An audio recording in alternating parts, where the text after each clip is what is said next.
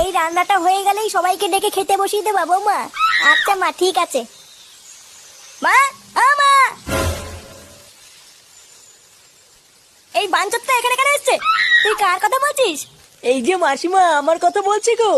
আপনার ছেলেটা না খুব দুষ্টু, একটু ইয়ার কিউ বোঝে না বাবা গো বাবা। হ্যাঁ গো, তুমি আমার ভাইকে গালাগালি দিলে। বাড়াটা গালাগালি দেবো না তো কি দেবো?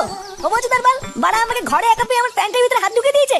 মা গো মা, জামাই বাবু তুমি অত রেগে যাচ্ছ কেন? আমি তো তোমার শুধু একটু সাইজটা দেখছিলাম গো। সাইকেল ছিল হোমচুদার বাল, বাড়ি গিয়ে বাবার সাইজ দেখবি যা। কি সব উল্টো পাল্টা কথা বলছিস তুই? যা বলেছি ঠিকই বলেছি।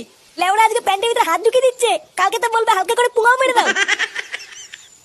এই কি হয়েছে রে? এত চেঁচামেচি কিসের? দেখুন না মেশামশাই, মা গো মা, আপনার ছেলে একটু ইয়ার কিউ বোঝে না। ওটাই আর কি ছিল বাঞ্চদ? দেখেছেন তো কিভাবে বলছে। দেখো মা, আমি কিন্তু বলে দিচ্ছি, এই চুদির ভাই যদি বাড়িতে থাকে আমি কিন্তু বাড়ি থাকবো না, বলে দিলাম। চোরে বাচ্চা, তুই ঘর থেকে বেরিয়ে যা।